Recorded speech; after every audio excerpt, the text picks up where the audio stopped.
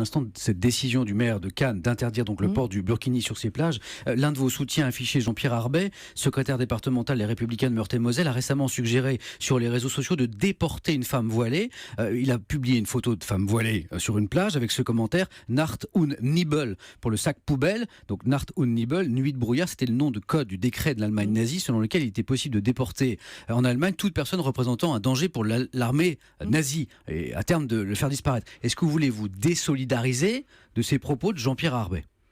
Écoutez, d'abord, Jean-Pierre Arbet n'est pas secrétaire départemental, puisque c'est moi qui le suis dans mon département.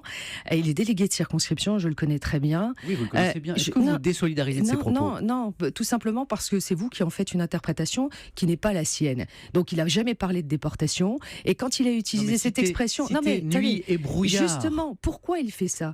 Parce que pour lui, vous faites cette interprétation en ne comprenez... Non, mais nuit et brouillard, c'est extrêmement clair. Il n'y a aucune analyse, il n'y a aucune interprétation. Ça, c'est les journalistes qui veulent faire cette interprétation. Lui, il considère, comme je le considère, que les islamistes, tels que cette femme voilée intégralement sur le territoire national, est comparable avec les nazis. Ces nazis qui ont exterminé des gens, aujourd'hui, les terroristes islamistes, et j'estime que ceux-là qui portent le voile intégral représentent des publicités ambulantes pour cet obscurantisme. Eh bien, je vous le dis très concrètement, c'est dans cet esprit qu'il a fait cela. C'est-à-dire qu'il les a comparés à cela. C'est pas le contraire. Alors n'allez pas lui faire dire ce qu'il n'a pas voulu dire. D'ailleurs, il a supprimé ce tweet parce qu'il en était profondément choqué. Lui qui est gaulliste, ça serait bien qu'on l'assimile pas. Ça, c'est toujours les tournures de journalistes. Vous savez, je dis juste un truc. Gardons un peu de temps pour parler de la primaire. Juste quelque chose. Allez-y. Quand j'ai été à un commissariat de police